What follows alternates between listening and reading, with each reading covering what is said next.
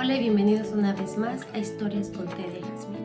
Yo soy Jazmín y en esta ocasión te vengo a platicar la historia de M.K. Ultra, una de las historias más inquietantes, más tristes, más duras de investigar que pasó aquí en los Estados Unidos.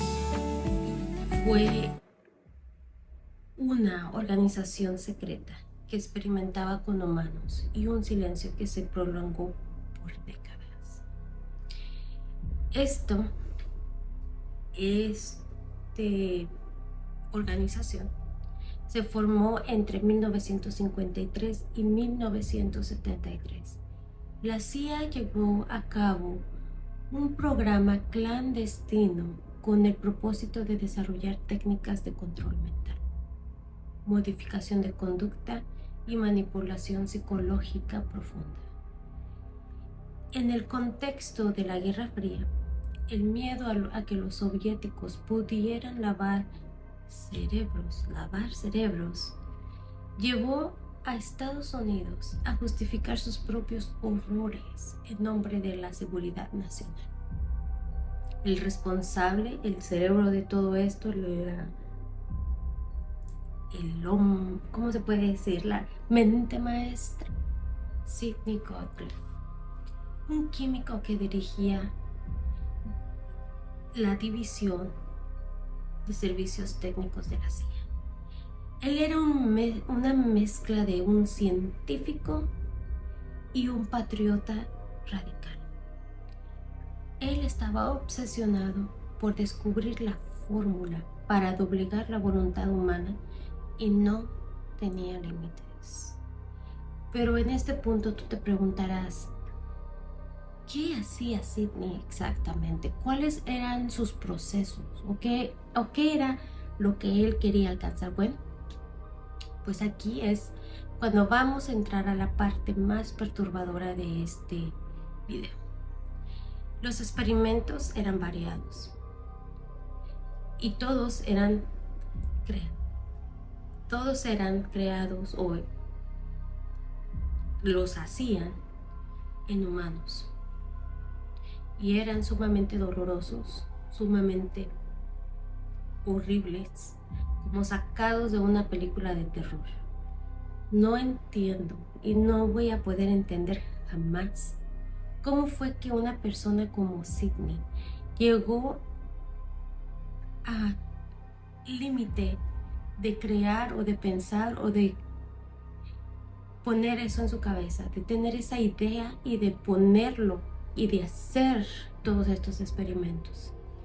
Pero vamos por partes, vamos a hablar de cada uno de los experimentos para que ustedes puedan entender el por qué se me hizo tan triste todo lo que este hombre hizo. Vamos a empezar con la primera. Sus experimentos eran bajo una droga que en aquella época apenas estaba descubriendo, que era llamada LSD. Los experimentos con esta droga se hacían, primero que todo se hacían entre ellos, entre sus propios colegas. Se les administraba pequeñas dosis en reuniones, en citas, sin que ellos se dieran cuenta. Después quisieron ver más los efectos, querían subir las dosis, querían ver qué otros efectos podía ocasionar en personas. Así es que empezaron a experimentar esta droga a los prisioneros, lo empezaron a administrar a los prisioneros. Les llevaban dosis altas para ver sus diferentes efectos. También lo llevaron a hospitales mentales, después a prostitutas y por último llegaron a toda la comunidad, a cualquier persona. Pero, ¿qué hacían exactamente? Bueno, pues agarraban un grupo de personas, les ponían altas dosis de este químico y grababan y observaban todos los efectos. Por ejemplo, había personas que el químico los hacía agresivos, los hacía muy enojados, los hacía golpear los cristales, los hacían gritar, los hacían agresivos. Había otros que hacían lo opuesto, los hacía felices, los hacía bailar, los hacía energéticos, les daba el efecto opuesto. Había otros que se enfermaban y vomitaban y tenían escalofríos y sudaban por todas las horas que ese químico tuviera efecto en su cuerpo. Había otros que tenían síntomas de alucinaciones. Ellos creían que alguien los miraba, que alguien los perseguía, y en todo ese momento que el químico estaba en su cuerpo, ellos gritaban, se retorcían, se escondían, lloraban, suplicaban que se acabara eso, que los ayudara. Eran experimentos tan inhumanos, tan tristes y desgarradores. Mientras que la persona que estaba haciendo el experimento estaba detrás de un vidrio observando y grabando y sacando fotografías, video, todo, los efectos. Él simplemente observaba y escribía, nombre del paciente, apellido del paciente, síntomas, dosis, todo. El segundo era hipnosis y programación mental. El objetivo era crear agentes durmientes o personas capaces de cometer actos sin recordar haberlos hecho. Se combinaba el LSD con hipnosis para inducir de estos estados de extrema sugestionabilidad. Se intentaba implantar órdenes de post-hipnóticas, como que una persona actuara de forma violenta o realizara tareas específicas al escuchar una palabra clave. Como, no sé si ustedes han visto los hipnotizadores que a veces salían en televisión y que los ponen a dormir y que dicen, cuando escuche la palabra lápiz vas a tener que ladrar como un perrito. Y entonces contaban 1, 2, 3, despiertas, estás normal, platicando, y de repente dice, oh, y el lápiz. Y pasaba, wow, wow, wow, wow. Bueno, pues esa era la técnica, hipnotizarlos para que cuando escucharan esa palabra clave, ellos pues hicieran la orden que ellos le dieron, ¿verdad? Al hipnotizarlo. También se realizaron experimentos para crear dobles personalidades, intencionalmente borrando recuerdos o la separación de su identidad. El otro era privación sensorial extrema. Esto lo hacían de diferentes maneras. Había uno donde ponían a las personas en cuartos oscuros, que no tuviera sonido, que no tuviera luz, que no tuviera absolutamente nada. Era aislamiento total. No había personas, no había conversaciones, no había ruidos, no había nada. ¿Qué era lo que ocasionaba? Bueno, pues tras 24 horas de estar así, ellos ya experimentaban alucinaciones y ansiedad extrema. Después de días, perdían la noción del tiempo y de quiénes eran. En el otro puesto también hacían lo mismo, pero en cuartos iluminados, en cuartos blancos, pero lo mismo. No había sonidos, no había interacción humana, no había nada. Ocasionaba los mismos efectos. El tercer experimento bajo la misma privación sensorial era que metían a personas en agua tibia. Les ponían como estos ojos y los sumergían en agua por lo mismo, por horas, para que estuvieran en completa oscuridad, que ocasionaba exactamente lo mismo. Perdían la noción de tiempo, ellos tenían alucinaciones y esa ansiedad, electroshocks y regresión psíquica. Bueno, pues aquí era donde los llevaban a los hospitales, donde más que todo se hacían los hospitales psiquiátricos. Les daban a las personas electroshocks tan fuertes y tan dolorosos, tan intensos. Y estos fueron hechos por el doctor Ewen Cameron en Canadá. Él aplicaba hasta 40 veces más potencia de lo normal. Luego los pacientes eran sometidos a sesiones de reprogramación, escuchando mensajes grabados una y otra vez mientras estaban sedados o dormidos. Uno de los ejemplos de las cintas era de que debes obedecer, debes obedecer, debes obedecer. Imagínense los electroshocks. Y luego ponerte y escuchar una y otra y otra y otra vez esa grabación. Pues, ¿qué pasó con esos pacientes? Muchos de ellos olvidaron cómo hablar, cómo caminar o incluso quiénes eran. Experimentos médicos invasivos. Este es uno de los...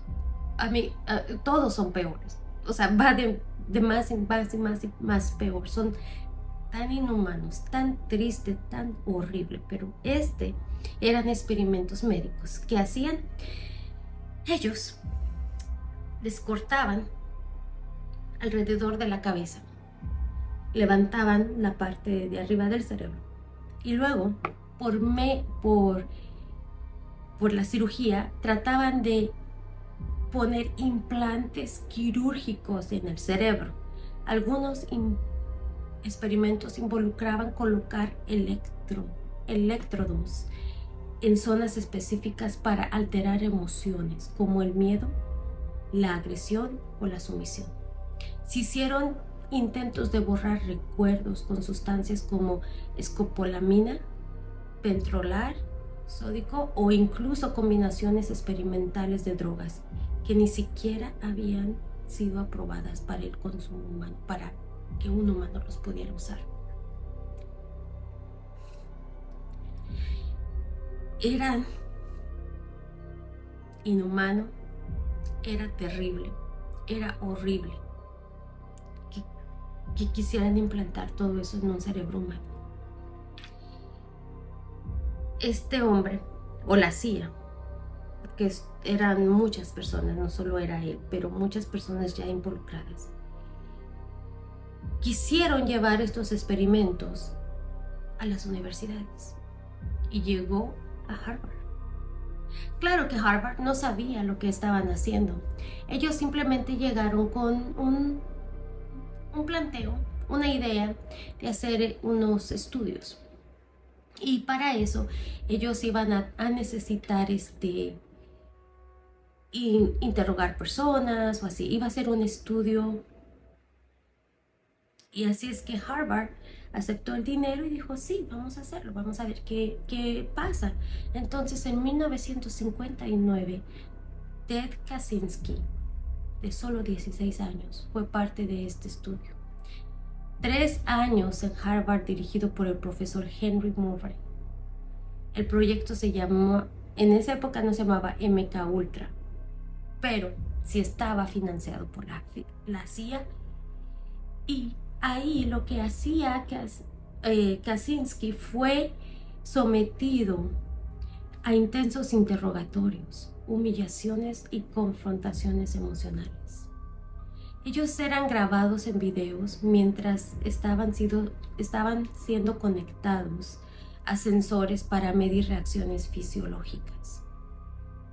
Todo este estudio bajo el nombre o bajo la excusa de estudiar la desintegración del ego. O sea,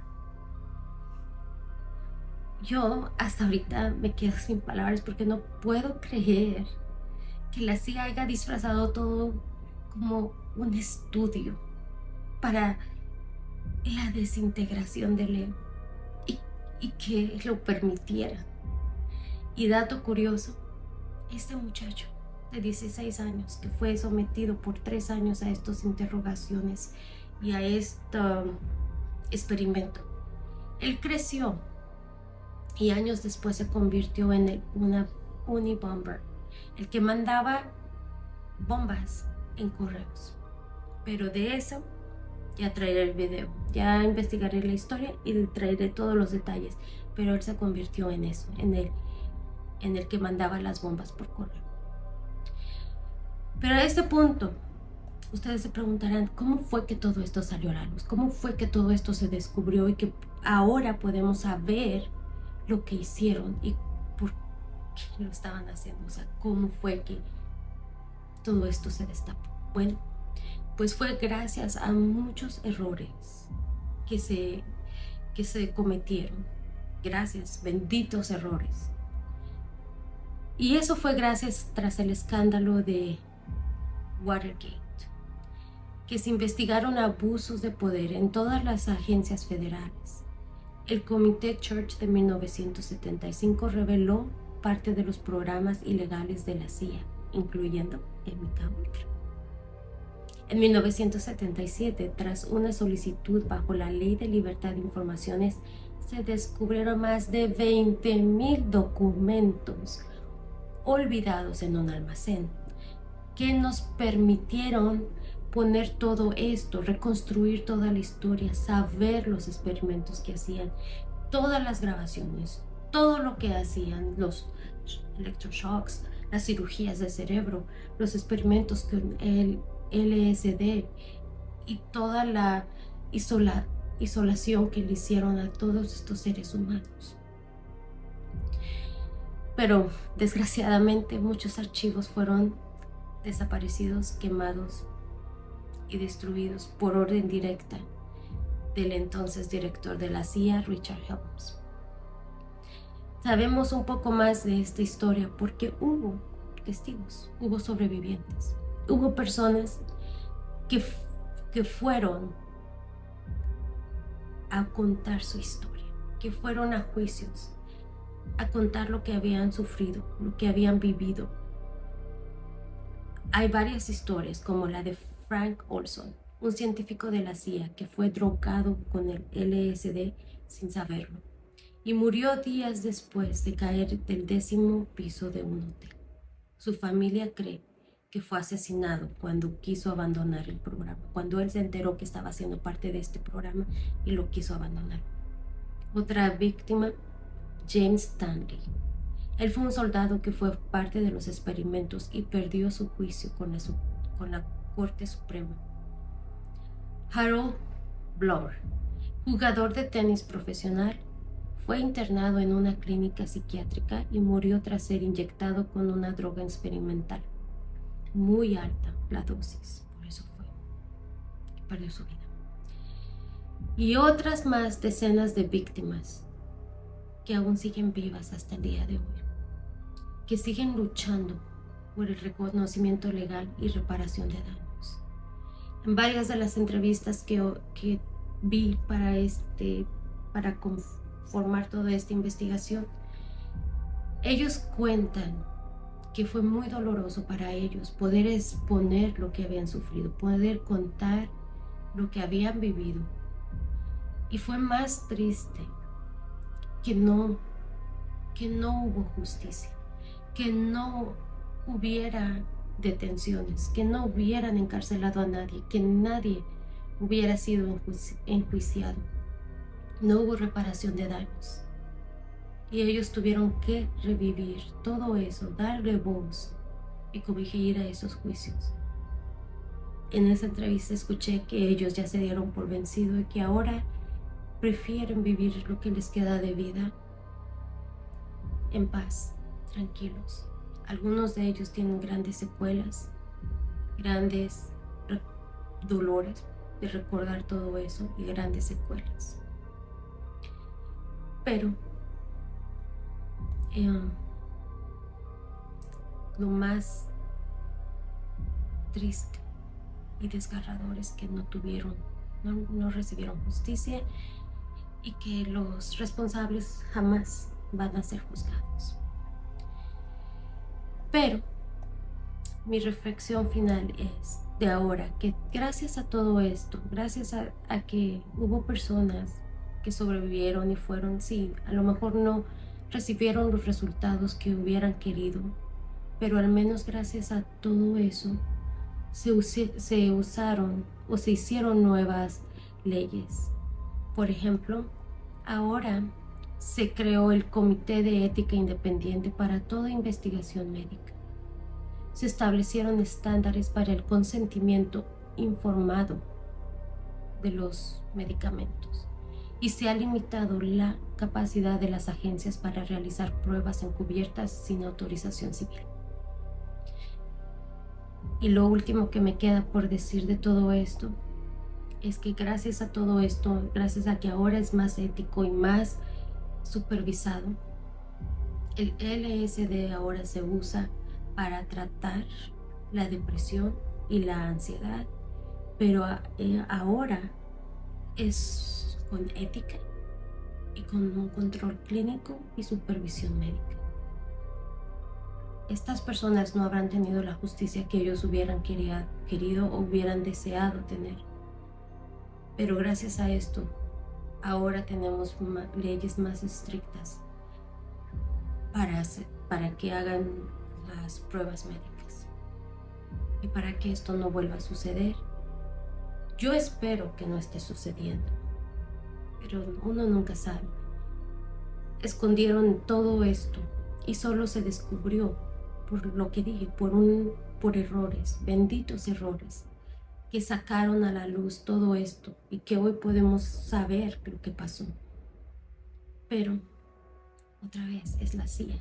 Son casos clasificados ultra secretos que si no se hubieran olvidado todos esos documentos en ese almacén, no tendríamos la historia hoy. No podríamos darle voz a esas víctimas que sufrieron y que están vivas, y darle luz a todo esto, darle exposición a todo esto. Así es que, ¿tú qué opinas? ¿Qué te pareció el caso? A mí honestamente me dejó con un sabor amargo, muy amargo, porque siento que personas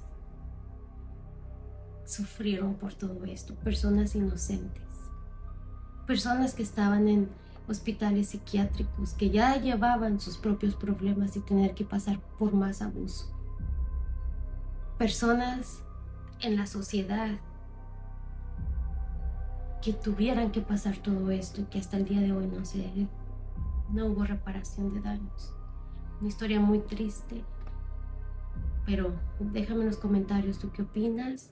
Y como dije, voy a traer más adelante la historia del Unabomber para poder indagar un poquito más, pero al menos ya sabemos que él fue parte de uno de los experimentos en Harvard. Y si no estás suscrito, por favor suscríbete. No olvides dejar un like si te gustó el video y nos vemos en el próximo capítulo. Bye.